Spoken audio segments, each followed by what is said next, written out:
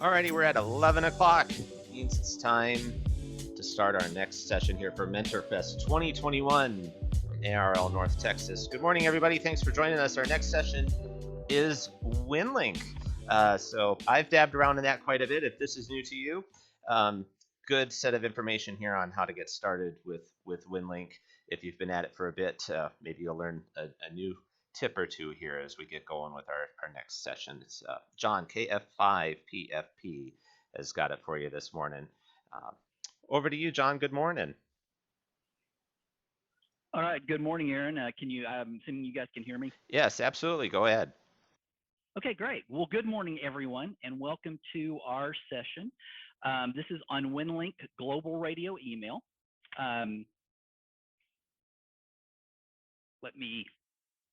Okay, here we go. Here's the obligatory slide, a little bit about me. My call sign is KF5PFP. I was first licensed in 2012. My son, who's in college now, was in Boy Scouts at the time and took the Boy Scout Radio Merit Badge from the Irving Amateur Radio Club and came and said, hey, I think that's cool. I want to get licensed. And I said, okay, that sounds kind of cool. I'll do that with you. We got licensed the same day. His call sign is actually one letter off from mine. So probably like a lot of you and like a lot of people in amateur radio, I got my technician license and I got a mobile unit and I played around on the repeater and I became a member of the Irving Aries Races. But that was really kind of all I was doing. Radio had gotten a little bit boring. So in 2019, I went to Mentorfest, which was held over in Garland, and saw a couple of really cool presentations, one on digital modes and one on HF. And I thought to myself, hey, this is kind of neat. So I went out and got my general license, upgraded in March of last year, got one of the last sessions before things were shut down, and have been licensed as a general since then. I'm a member of the Irving Amateur Radio Club, edit the newsletter. I am a member of the Irving Aries and Races group, and actually an assistant radio officer. And that's kind of really where I got interested in Winlink, because Winlink plays a large part in emergency communication. In the real world, I've been a registered nurse since 1993, went to nursing school at TCU in Fort Worth. And I work at Children's Health System of Texas, which is the parent corporation of Children's Medical Center of Dallas and Children's Medical Center of Plano. And I'm still licensed, but I'm not in patient care. I'm a data architect, which means my job is to take the information that people put in our electronic medical record and get it back out and try to do something useful with it. And I'll apologize for a little bit of pause. I'm waiting for my slides to switch over. I'm trying to learn the lag here. So hopefully, hopefully some of you out there are looking for something new that you can do in amateur radio, and you'll learn something today. Regardless of what level your license is, everything that I'm going to talk to you today, you can do. You can do as a technician or any other level. Today we're going to talk about Winlink history, and I'm going to give you a little bit of the background about how Winlink got going, because I think it's interesting. We're going to talk about what you can use it for, a little bit about the architecture. I think it also helps if you kind of understand how they built it. We're going to talk about some different modes. We're going to talk about the equipment that you need to do this, and if the radio and computer gods are with us, I'm going to do two demonstrations. One of Winlink on UHF, VHF via packet, and one on HF using VARA. I'm pretty sure the packet one's going to go okay. The VARA one, because it's HF, sometimes it's a little hinky, but we're going to try it and hopefully it'll work out. What I'm not going to talk about. I'm not going to talk about rules and regulations governing transmission. The Winlink documentation gets a little bit into it because Winlink is international. And as you hopefully remember from your license, anytime you're transmitting internationally, you have to start understanding some of those rules. And it gets into third-party transmission and who can transmit and who can't. I'm going to talk about one specific application called Winlink Express on Windows 10. That's and they called it the preferred. I'm not going to call it the standard, or I'm not going to call it the correct, because there are multiple applications. It's the one that the Winlink organization puts forward. It's really the most full-featured. And I'm going to show it on a Windows 10 box. That being said, you can do Winlink on a Linux box. You can certainly do it on Raspberry Pi, and I've done that. You can do it on Mac. I don't have any experience with that, but there are Mac applications. And you can do it. I've done it successfully on Windows Vista, and I hope that none of you out there are still running that, but I have an old Windows Vista computer in the Office of Emergency Management that I got it run. I'm only going to talk about Winlink Express. I'm not going to talk about all of the different modes. I'll mention them, but I'm not going to try to do demos, partially because I only have experience with about 3 of them.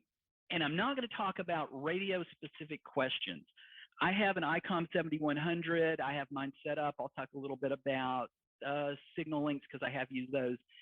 If you have specific questions about a kind of radio, you can certainly bring them into the question section and somebody else may be answering them. But I'm not going to get too deep technically into how the radio connects to the sound card, connects to the all of that, because I think that's a little bit beyond what you're looking for. So what is Winlink? I took this off of the Winlink site. It is a network of amateur radio and authorized government licensed stations that provides worldwide radio email using radio pathways where the internet is not present. It is email using amateur radio. That's the simplest way to describe it. It's full internet email. So what we're doing is we're taking an email, we're using radio to dump it into the internet. So you can send it to a Gmail account, which is what I'm going to do for testing. You can send it to a government account, and you can get it back from those. So it essentially takes radio and sort of interfaces it in there. It supports email attachments, so you can send, and I'll talk a little bit about these. You can send pictures, you can send spreadsheets. There is a size limit, and you can't send executables, but you can send attachments. You can send position reporting, and you can send weather bulletins, and that becomes important either in emergency communications, or sailors use this a lot, people who are off the grid, so you can just send a report. It can be used without the internet. There is a whole system that if the internet were down globally, you could get emails to certain to radios using their hybrid network. It is free to use. Now you can register, and when I go through the demo, I'm going to show you how I registered. And I would urge you. I think I paid $24 for the official registration key, which to me was worth it. But you don't have to. You can run it on multiple operating systems. You can run it on Windows. You can run it on Linux, and I have run it on a Raspberry Pi quite successfully. You can run it on Mac, and you can run it on Android. Now, I haven't done Mac or Android, so I can't really talk about those, but you can do it. And you can run it on multiple different radio protocols. UHF VHF uses Packet, and that's going to be one of the demos. HF has about 3 different modes. I'm going to demo one of them called VARA. And you can do it over Telnet, and Telnet is a direct computer-to-computer connection. So if you've been around computers long enough to remember when we used to have to Telnet into a server, or if you're a computer person, Telnet is just a protocol that allows your computer to connect directly to the Winlink computers and drop the email off that way. So what do we use Winlink for? It was originally designed for off-grid communications, and some of the first people to adopt Winlink and who use it still were sailors out at sea or people in RVs. So people who were off the grid on purpose, but still wanted to get an email back and forth. It's used for emergency communications, and that's how I got interested in it, because when I got into the Aries, when I got into my position, I started reading all this stuff about Winlink. I thought, hey, what is this? The American Red Cross uses it quite extensively, and I'll talk a little bit about them later because they do some training that's really worth your time. The equipment is multi-purpose. So I'll talk about the equipment. You have to have a computer. You have to have some kind of sound card and interface, but that sound card and interface, which would be like a signal link, if you've seen a signal link device, or in my case, I have a sound card built into my radio. That is the same sound card that you're going to use for any digital mode. So if you do FT8, or if you do PSK31 or JS8 call, it's the same device. So you don't have to buy a piece of equipment that you're only going to use for Winlink. It's available to all license levels. So I started doing it as a technician on 2-meter packet. So you don't have to have a general or a extra license to do it. In fact, most of the activity really is on 2 meters. anything done with radio is cooler than the same thing done without a radio. Now, that's a little bit of a joke, but kind of not really. In amateur radio, we tend to do things sometimes, and I'll be the first to admit, we sometimes do things that we could just as easily do some other way. But one of the important things one of the reasons the amateur service exists is experimentation. So it gives us a chance to do one more thing with radio, and it's another form of, it's another tool in your communication toolbox.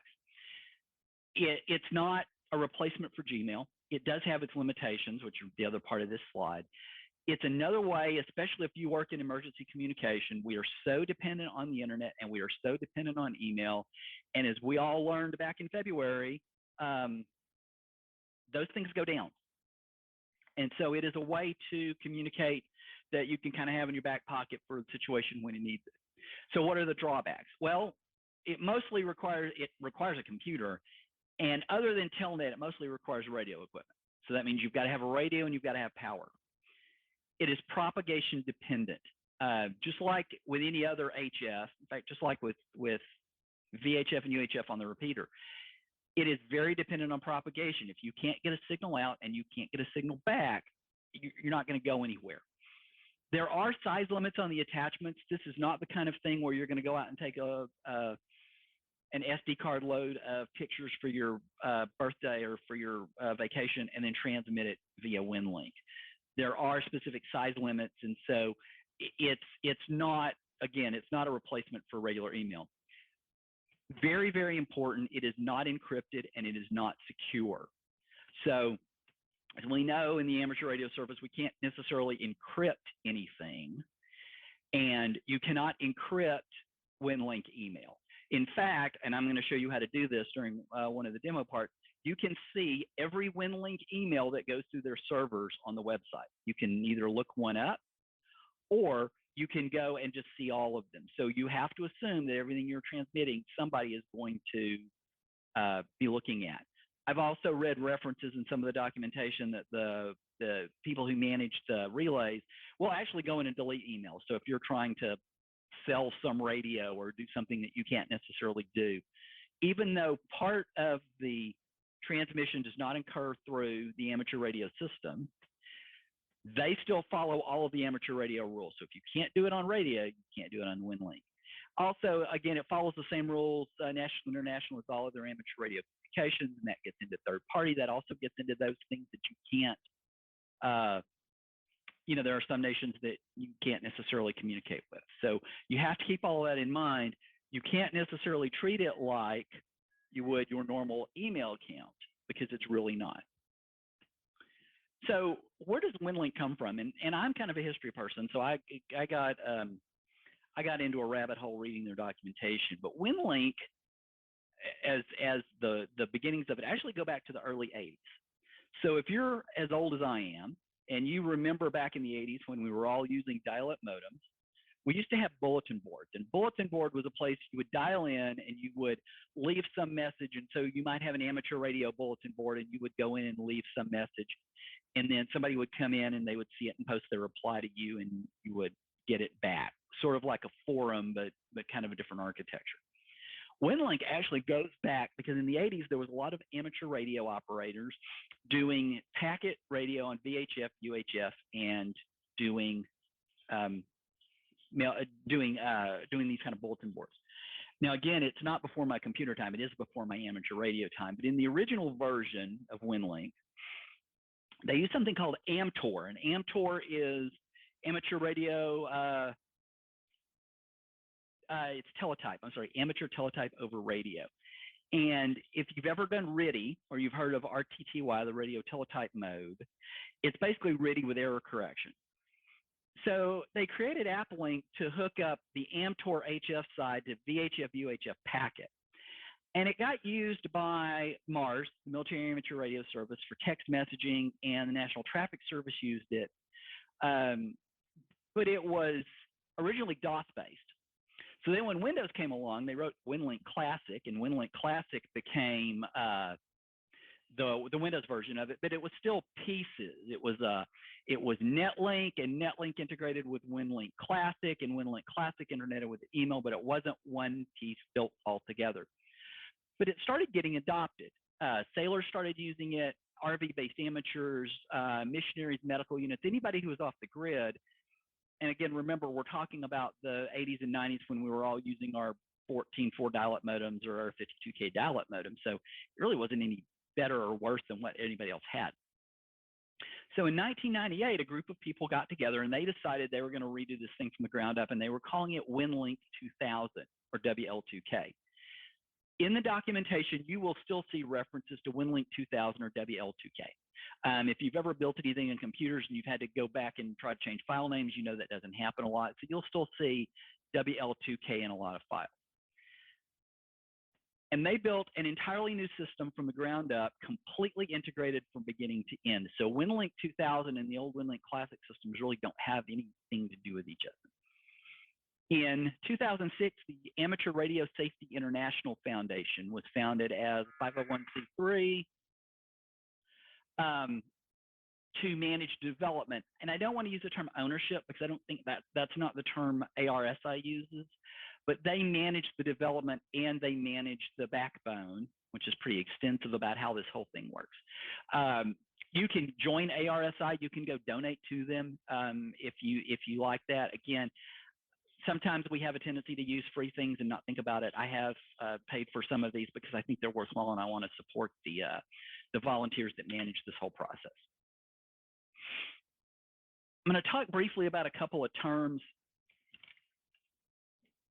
that I'm going to be using later on in the presentation. I want you to understand the acronyms.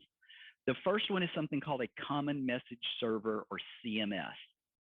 The CMS are the main email servers that the Winlink team manages that connect into the internet. They're built on Amazon Web Services, if you know anything about that. On my understanding from the documentation, they actually have two of them. So they have two redundant CMSs, and they have another live backup that's not part of Amazon Web Services. Any one of those three systems can run the entire Winlink system. So they've built up a very redundant system, and something that there are going to be very few situations where their system is completely down and not functional. The next step up from that is something called an RMS, or a Radio Message Server Gateway. RMSs connect to the CMS, and the RMS is what we connect to when we deliver an email over radio. So when I do this demo in a minute and I try to attach to the KB5A-10 RMS, think of that as a radio sitting there connected to a computer that's going to take my radio email and then send it to the CMS, which is then going to drop it into the internet mail system and end up in my Google. Winlink also has a peer-to-peer component. And I didn't put much about peer-to-peer in this presentation because when I did the presentation, I had never done any peer-to-peer. The American Red Cross does a monthly training. And in the last training, one of the options was peer-to-peer. So I actually did 3 peer-to-peer messages over VARA HF, one to Chicago, one to Phoenix, and one to Philadelphia. And in peer-to-peer, you're not sending an email into the internet email system. You're going directly from one radio to another. I'll show you a little bit about how you can choose peer-to-peer. Just remember that peer-to-peer connections have to be set up to be peer-to-peer connections. So you can't, if you send a peer-to-peer email and the radio on the other end is not peer-to-peer, it's not going to go anywhere. So make sure when you do your settings that if you want peer-to-peer, you choose that. They also have the hybrid network, and the hybrid network is kind of cool because what they do is they use radio-to-radio forwarding if the internet's not available. So if I hit a hybrid node and that hybrid node doesn't have an internet connection, it's going to then take it and it's going to send it to another HF radio that it's got set up. And the idea is that it can bounce around from radio to radio and either get picked up by somebody or get then eventually to somebody that has an internet connection. And so again, when they built this system out, and by they, I mean all of the people either at ARSI or all of the individual radio operators who run these nodes, there's a lot of work that's gone into this, and there's a lot of utility that that it gives you. But I also want you to understand it's an awfully redundant system. And frankly, when I registered. That's why I went ahead and paid the $24 because somebody's doing a lot of work to make this work. Okay, let's talk a little bit about modes. Actually, I'll tell you what, Aaron, do you have any questions for me? I'm gonna throw it back to you and see if we have any questions before I go any farther that I can answer. No, thanks for checking. Again, folks, if you have questions, feel free to put them in the chat. But so far, no questions. And I know I'm learning a lot. I've used Winlink for a little bit of time, and there's a whole bunch of it that I didn't know. So this is great stuff. And if we do get questions when you check in next, we'll. Oh, well, we have one. Is the hybrid node a new option, new feature in Winlink? Is that something new? Well, so I've been doing Winlink for about a year, and it's been around for them. So I can't tell you how new it is, but I would say it's relatively new because when you read the documentation reads like it's kind of relatively new. So I'm going to go with yes, although unfortunately, I can't tell you exactly how new it is. Okay. Not every HF station is a hybrid node, and I'll show you how to pick the ones out that are when we get to that point. Oh, excellent. All righty. All right, very good. Well, I'll send it back to you, and I'll go back on mute. All right, thank you. Okay, so modes. There are actually several different modes that you can use. I'm going to demo a couple of them. Some of them I haven't had access with, but I'm going to kind of run through them just so you will hear these terms. Okay, so Telnet we talked about. Telnet is a direct connection from your computer to the central messaging server. It does not require radio. Their instructions show you how to set everything up, but it's there and it's something that you can use. Webmail. They actually have a webmail client, and I've never used it, but once you set up an account, when you go to the winlink.org website, you can set up a webmail. So if you're someplace that you have an internet connection, you're waiting on a Winlink email, you can go use that. Packet. This is specifically the AX.25 packet protocol, which if you don't understand what that means, that's fine. It's just a specific set of rules. It is the same packet protocol used by the APRS system. And most of the time, I think I'm safe in saying this, somebody may correct me. Most of the time when we talk about packet in amateur radio, we're talking about AX.25. This is mostly UHF and VHF. And I thought HF packet was frankly pretty much dead because everything I had read said, oh, there's no HF packet anymore. And about 3 weeks ago, some guy posted on the Reddit amateur radio forum this big long thing about how he built an HF packet station with a Raspberry Pi, and all these people were like, "Oh yeah, I'm going to do that too. That's really cool." So I don't know how much HF packet there really is out there, but maybe it's not quite as dead as people think it was. Some people will tell you packet's dead and nobody's doing it. Some people tell you, oh, there's packet all over the place. It's clearly not dead. Winmore is an HF mode similar to packet. It's no longer in use.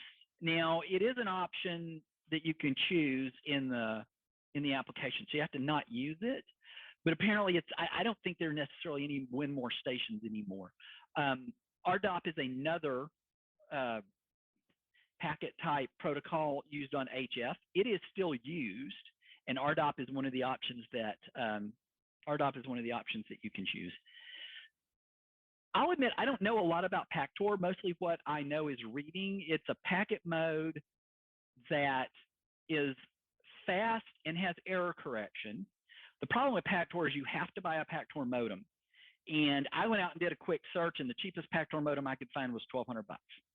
So there is a lot of PACTOR in Winlink, but I don't know that's anything. It's not anything that I've used. Unless you're already a PACTOR person, it's necessarily going to mean anything to you. The new mode is VARA. There's VARA HF and VARA FM. If everything goes well, we're going to do a VARA HF demo. It is a software modem that it's actually coded by a guy out of Spain.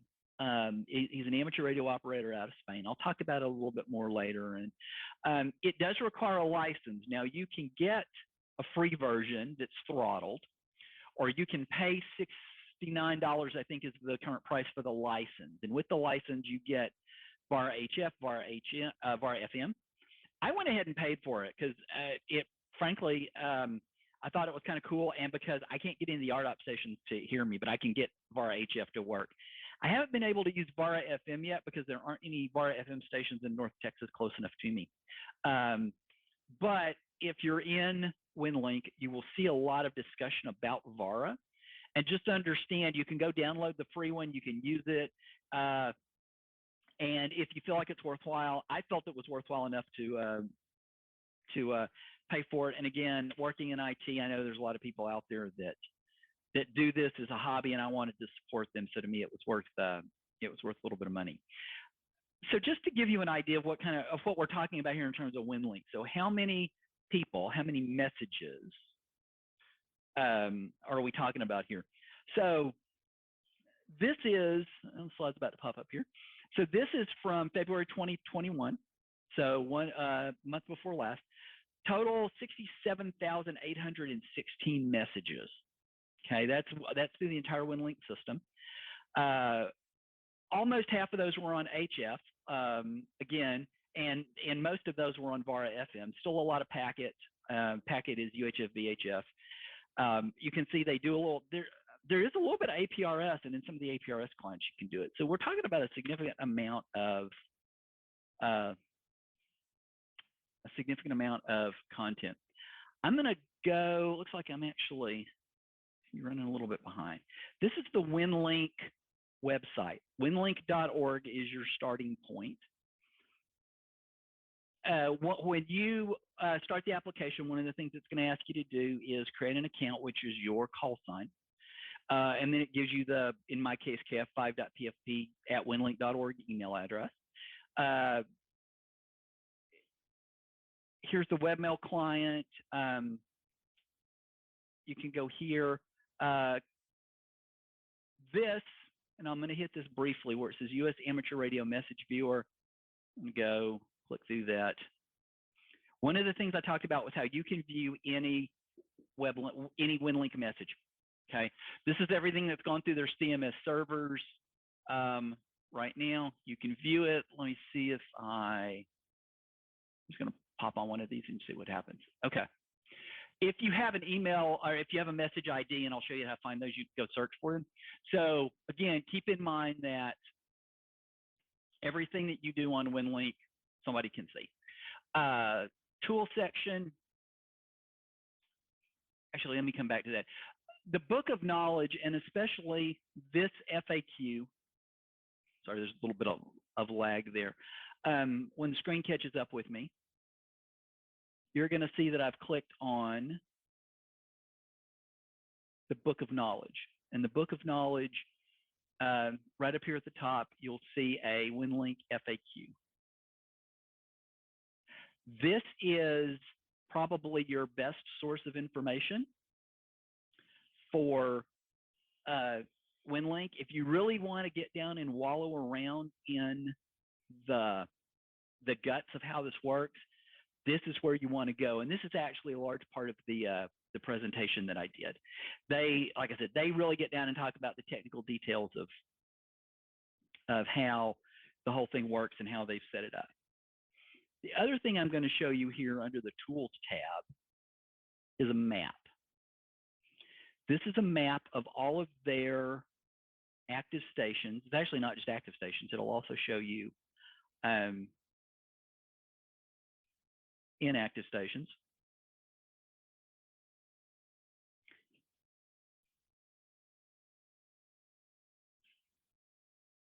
And what it allows you to do is see where they are. So this map right now, actually, this is on PacTour. Let me go show you VARA. So we're going to try to do that on HF time. So these are VARA stations. I can log in. I can click on one of them, and I think this one, yeah, this one. So this station, N4SER, is one of the ones we're going to try to hit. This is one that I can contact.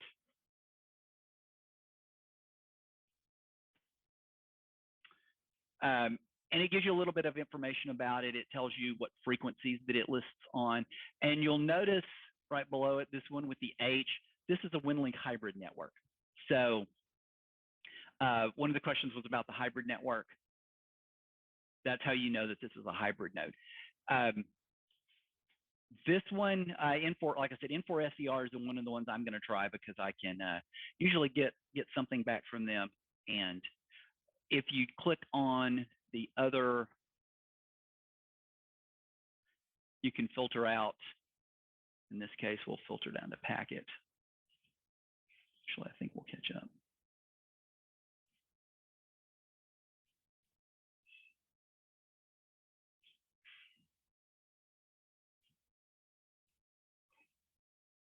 Aaron, sorry to jump back in here. Are you guys having issues with the YouTube feed?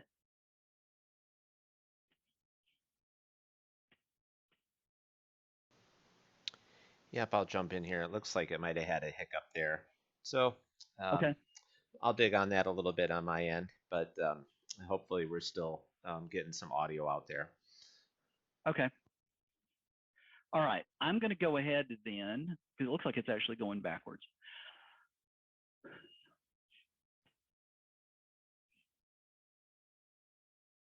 All right, I tell you what, let's do this then. Aaron, while you're digging into that, for those of you that are listening, I'm on the winlink.org website. I'm going to go back to my presentation. And I'm going to continue to go through the slides. Hopefully they'll catch up. If not, we'll see about making them available. So on the website, one of the other things that it'll allow you to do, there's a propagation map, so you can look and see how things are going. It also has a really good section on the different applications. So if you're a Mac person, it will tell you which applications run on a Mac. If you're a Linux person, it will tell you which applications run on a Linux box. It also gives you a link to each one of them and how to go get them, and tells you some of the things that each one of them can do. So for instance, the Winlink Express application is the only one that does VARA. The PAT, I think, only runs on Linux, and so you can get all that information from the website. I would encourage you to go spend some time working around the Winlink website because it's worth the time. Okay, so now that we talked a little bit about that, let's talk about how you make this thing work and what you need to make it work. Well, so the first thing you need is a computer running one of the Winlink applications.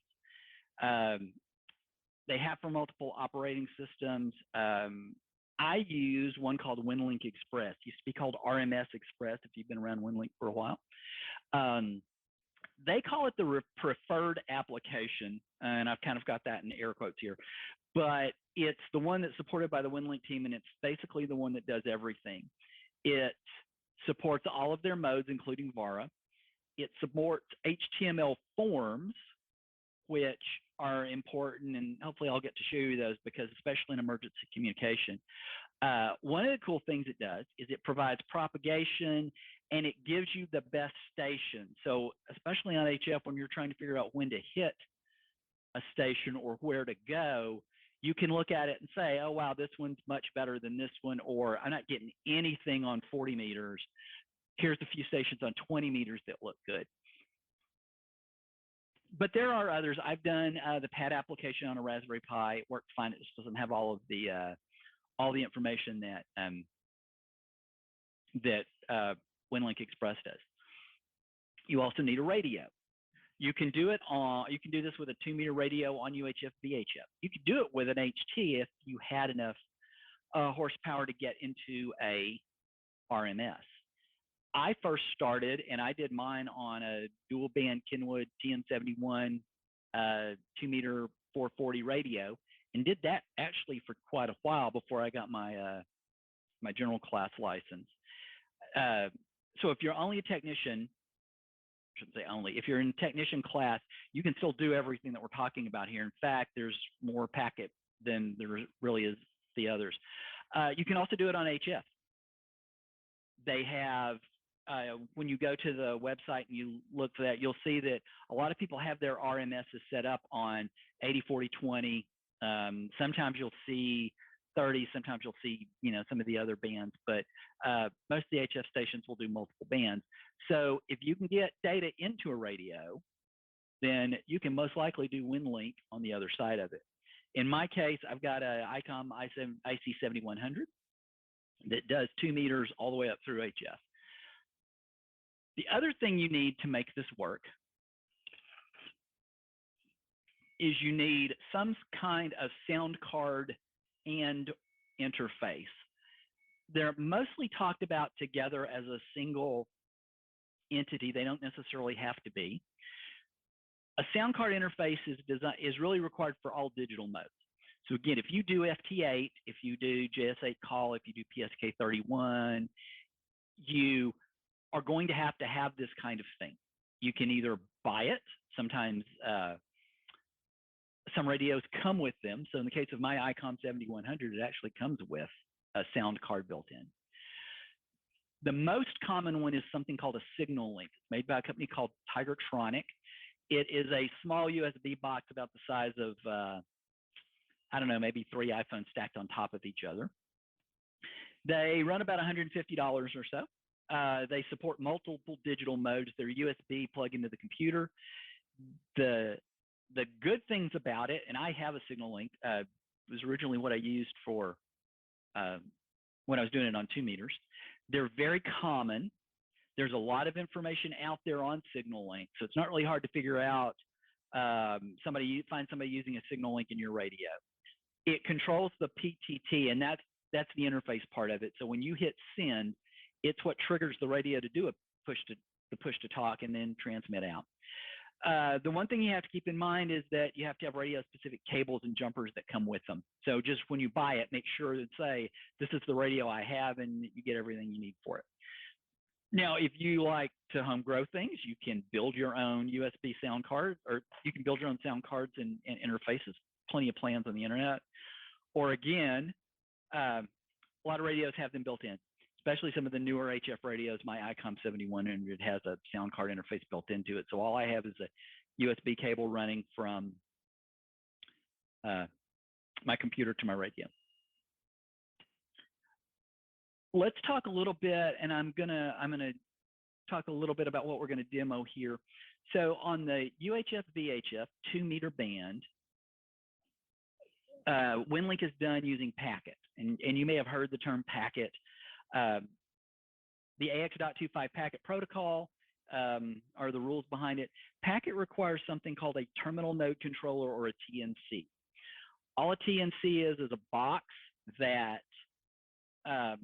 takes the packet, and I'm going to use the term translate. I don't know that TNC designers would use that, but basically it takes the information, translates the packet, reassembles the multiple packets if you have multiple packets in a message, and then turns it into something your computer can use. And then when you type something in a computer, the TNC takes that information, translates it in a packet, and then sends it to your radio and controls the audio tones that your radio uses to transmit out. You can have hardware TNCs, so you can buy a TNC box, and in the beginning, TNCs were a box that you connected into and typed in whatever you're going to do. Over the years, as PCs have gotten stronger, more powerful, we now have software TNCs, and that's what I use. I use one called Sound Modem. There's another one out there you may have heard called Direwolf. Direwolf is big in the Linux community, and I've used it on a Raspberry Pi. There's some other versions out there. There's some kits that you can buy for Raspberry Pis that you can make a little TNC. There's a company called MobileLink that makes a Bluetooth one that actually I found kind of intriguing. It's really designed for APRS, but it plugs into your HT and then you connect to it on Bluetooth. So there's a lot of options for TNCs. Just understand that you're going to need that either device or software when you go to do packet. I'll talk about VARA. I'm going to skip a little over that. I'll talk about it if we get to the end of it, because I think I've mentioned most of this, and it looks like the slides are starting to catch up. I tell you what, Aaron, let's do this. I'm getting ready for my demo. It looks like the slides may be starting to catch up. Why don't you go ahead, if you want to go ahead and do your piece with the keyword, and I'm going to get set up here on the radio, and it's looking like we may not have time for the HF, and that's okay because it sort of looks like VHF, UHF with a different screen. But I'll at least get this one demo out, and we'll see if we have any questions after that. So Aaron, I'm going to throw it back to you, and you can do the keyword for the door prize. Yeah, absolutely. Perfect. Thank you. And again, just for folks that are joining us for Mentorfest here and like door prizes, oh, absolutely. We've got door prizes today. So the way this works is down in the description in the YouTube video is a link to the registration form. You can also get to it from the section webpage at arrlntx.org. Just go to the Mentorfest page that's linked from the homepage, and there'll be a link to the entry page there. Just to make sure folks are attending the sessions, we've got a keyword that we need you to enter when you go there. And also a quick reminder that presenters are disqualified from entering, as well as ARRL North Texas section leadership. And so the keyword for this session is packet. And so the form is open and ready to take responses. I'm going to start the 10-minute timer now. And so go ahead and put in your entries. And when we wrap up this session here at the top of the hour in 20 minutes, we'll go ahead and announce the winner for our door prize here for this session. So, all right, John, back to you. Thank you. Okay, so Aaron, is this door prize the Porsche Turbo or the Mustang GT? I don't remember which one we were doing. Oh, which one can you afford? Okay, I think it's a book or whatever it is. I'm sure oh, it's yeah. worthwhile. But yep. Thanks to the section for doing that. I certainly appreciate having that in there, and hopefully you guys will get that. So, all right. So I'm going to get my one demo in. I'm going to show you right now. We're going to do the Dhf Uhf demo because that's the one that I think that's most commonly going to happen. We're doing Winlink Express. We're doing sound modem, and I'll show you a picture of that. We're doing my ICOM 7100. Which I've got set up over here. I want to show you this map. This is from the Winlink website. This red diamond is pretty close to my house in Irving. There's 3 packet RMSs that I use on a regular basis. The KB5-10 is on 147.58. It's Metro Crest Amateur Radio Club. W5FC is Dallas Amateur Radio Club, and W5AUY is the Cedar Hill Emergency Operations Center. I can hit all of these on a regular basis. Now, I'm a little compromised because I live in an HOA, and so my 2-meter 440 antenna is 10 feet off the ground, stuck in a live oak out in front of my house. Normally, I can hit a lot of repeaters at 25 watts. I've actually turned this up to whatever 75% of 50 is. It's like 35 watts, and I usually connect pretty good. Since I've got 3, if we don't hit the first one, we'll hit the second one. One of the things I mentioned, and I'm going to go quick through this, we'll spin up Winlink Express. I'm going to HTML templates are a big part of what goes on with Winlink Express. You will periodically, as you open your application, you'll get a message to update them. These are updated periodically. When you look at the list, you'll see there's an ARC section. American Red Cross has their own forms. There's one down here called radiograms. And if you click on the one called radiogram.txt, it pops up the standard ARRL radiogram that we all know and love, and it will allow you to send a radiogram message. It goes to a group called RRI, Radio Relay International. They then pick it up from the digital side. They actually call and dump it into the normal traffic messaging system. And I know that works because for my RACES messages, I just happened to find this, and I thought, okay, I don't know if this thing works or not, but let's send a couple and see what happens. Sure enough, it actually did work. You can't do emergencies. I think one of them took like 6 days to get there, which is fine. But you can send radiograms through this. The one that's the most common, that I use most common, actually, I'll tell you what, since we are running a little bit behind here, I'm going to just I'm going to send this to my Gmail account. Well, you guys have almost caught up with me. There we go. All right, so what you should be seeing now is Winlink.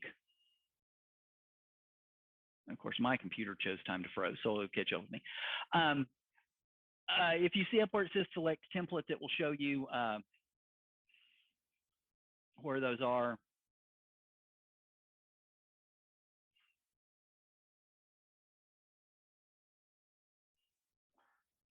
And one of the things, yeah, we're almost caught up.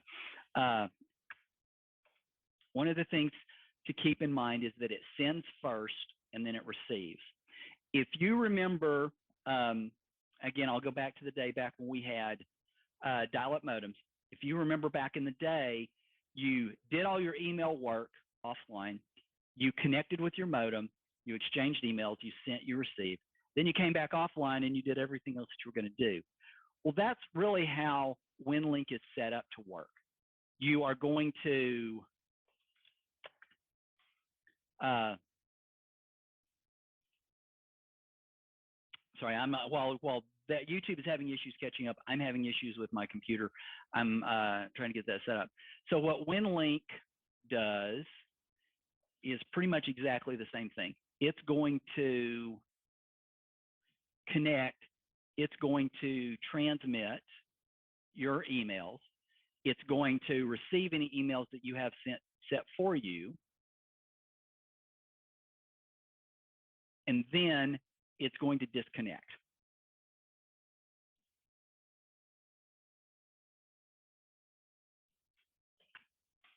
One of the things to keep in mind is just like anything else, anything that has anything else to do with radio, it is possible that you're going to lose a connection. So in the screen that you see here,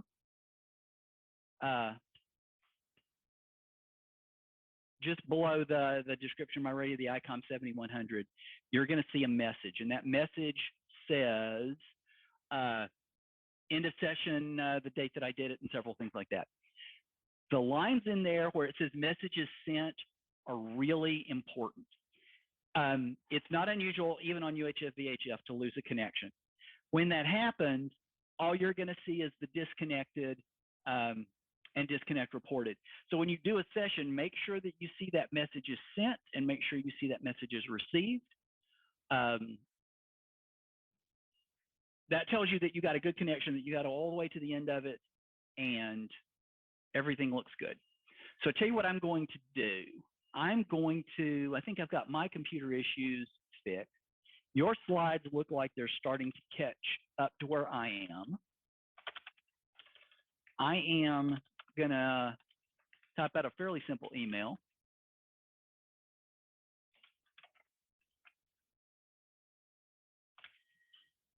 What you're seeing there is the form, the list of the forms. And like I said, when you log into Winlink every time, sometimes you'll see a pop-up that says,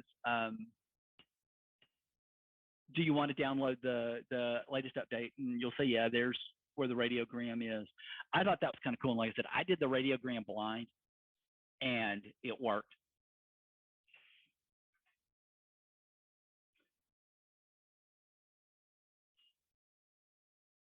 So in the, once this window drops off, you're going to see or actually no, you'll see standard email form. You can do attachments. You see the attachment box up there.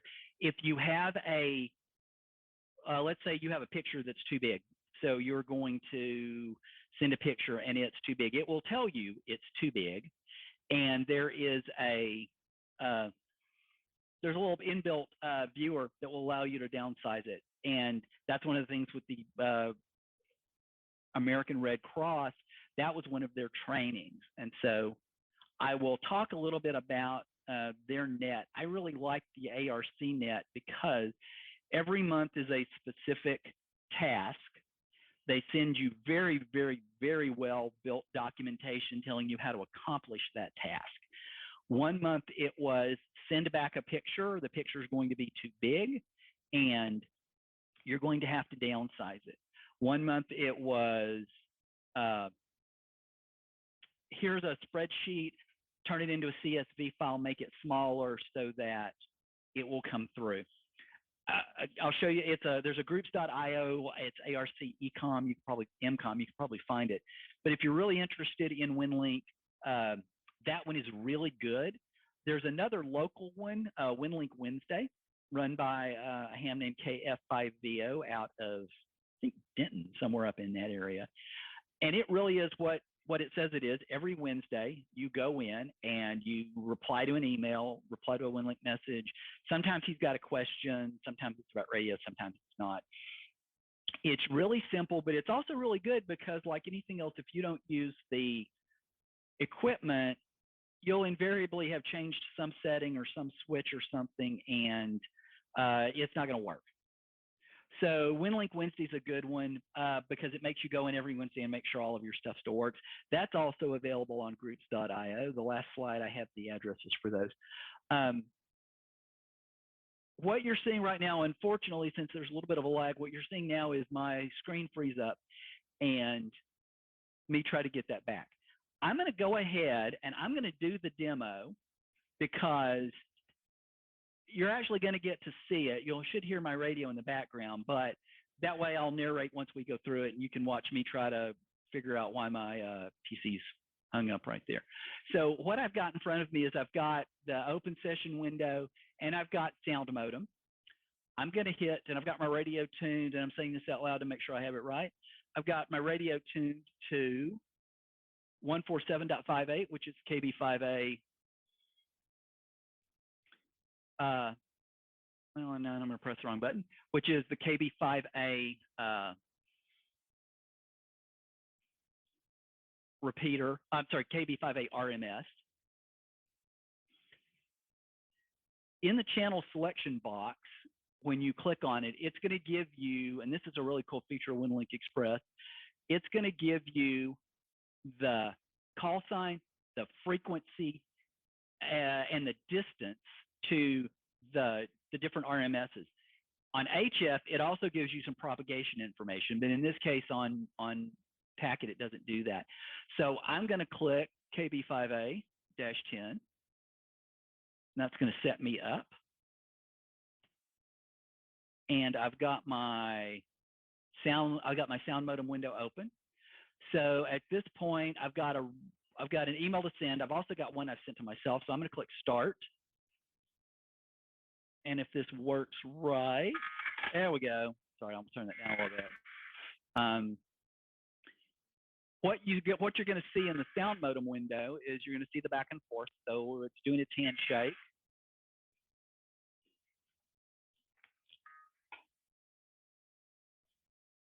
Their radio and my radio are talking back and forth.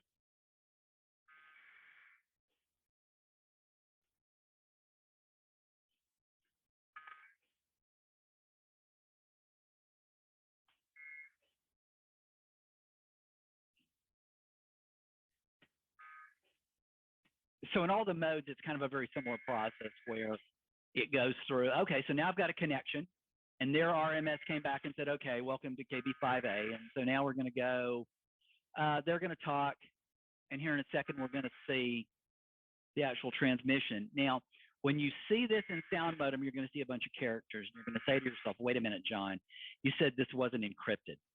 It's not encrypted.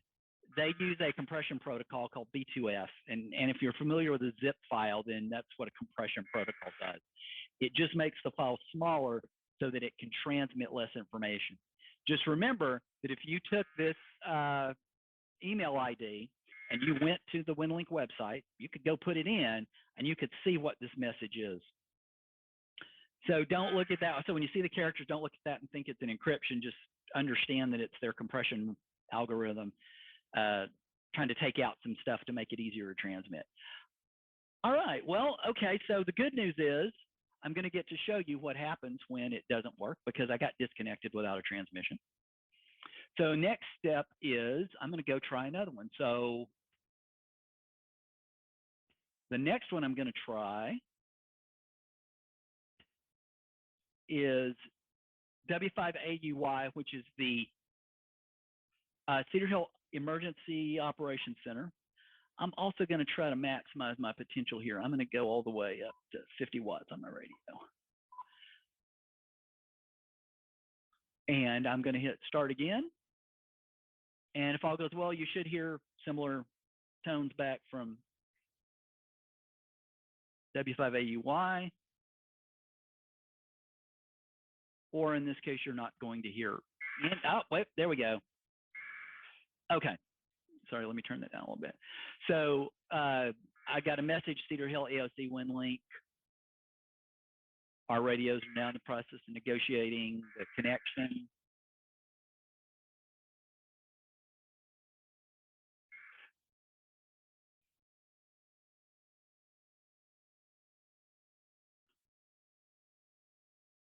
And some of this negotiation, especially on HF, I know when we do it with VARA. Okay, I got one more shot here. That apparently they're all having a bad day. So one more, we're going to try W5FC. And I have to say, this is not necessarily unusual. It's not horribly unusual that I come in and I hit all three of these, and it takes me some runs to get all the connections. We're dependent on propagation, and that's why one of the things I said was that this is not a replacement for Gmail. This is not a replacement for your regular email. I will also tell you I've had days when I've come in, had multiple messages, set down, hit send, had the first one connect, all of my messages went, all my messages came back, and everything worked really well. So right now, I'm trying my third one, which is the Dhf5FC Winlink server. This is run by the Dallas Amateur Radio Club. And they seem to be, well, hopefully seem to be having a better day.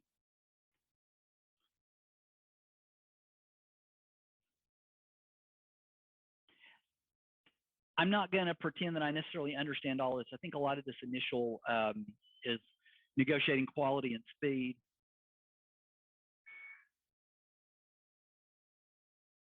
What you're seeing, what you're about to start seeing, unfortunately, since there's a lag, is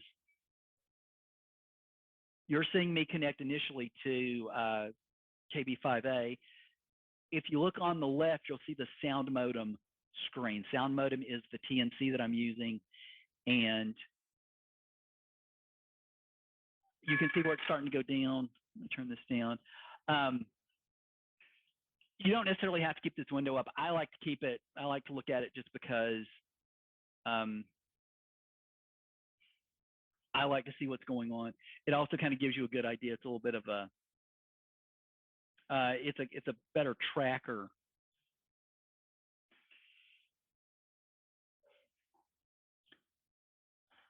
And so you can see the message that I got back. Obviously, I got a connection.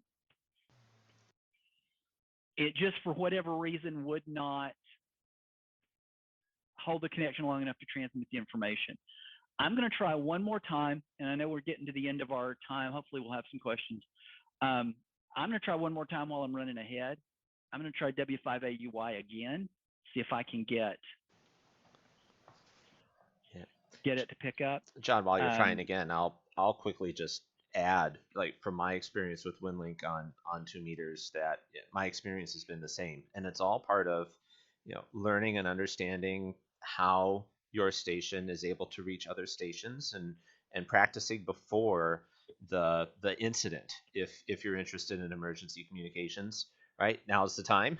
And yeah. I mean, even simple things, oh, it's raining, so that changes where you're able to reach and things. And like with a lot of things in amateur radio, we try to keep it in the air, on the air operations as much as possible. And so this is definitely a great way to practice and understand how your station can reach other Winlink stations, and get some practice and knowledge. Right.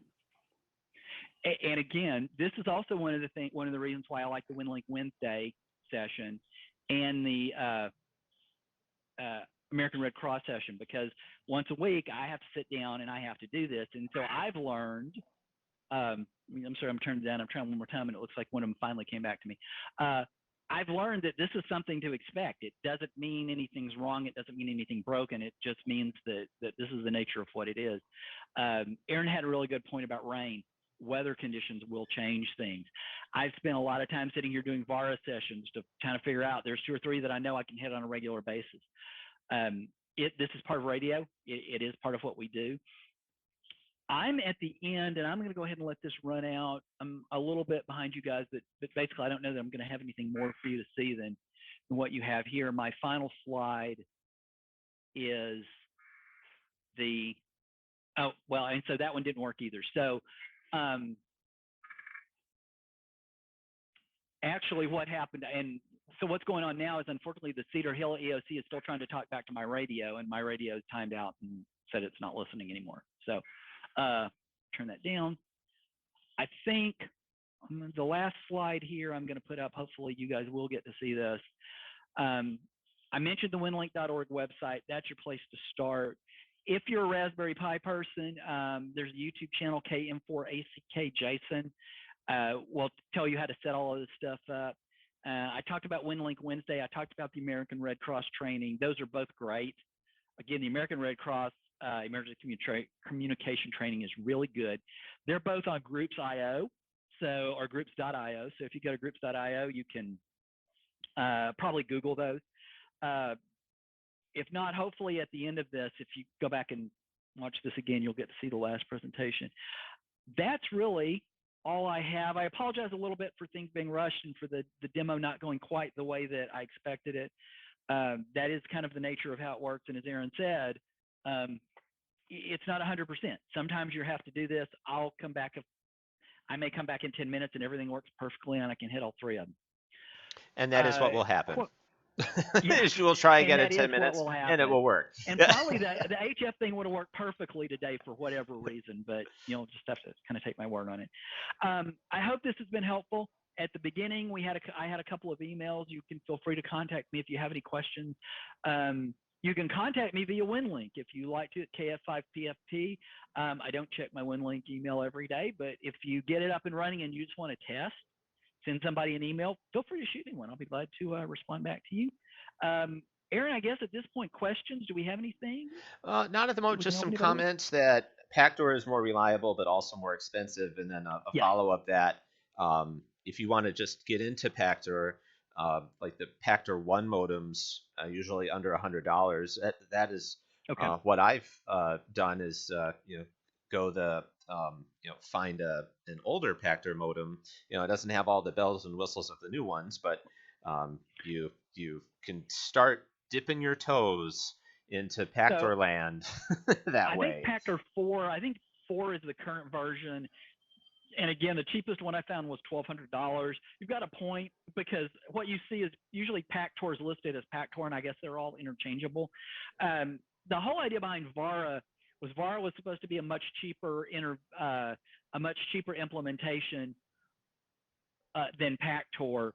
And there's some testing, and unfortunately, I'm not going to get to show you the slide, but there's some testing that shows Pactor is better than VARA, but it's not a lot better than VARA. So if you've got the difference between Pactor and VARA, and one's for $1,200 and one's $69, what are you going to do? But good point. Yeah. I didn't think about that. But yeah, if you really want to play around with Pactor, you probably buy an old Pactor 1 or 2 or whatever, and go knock yourself out. Yeah. Anything else? Anything else I can? Just some comments. It was a good presentation, and I echo that as well.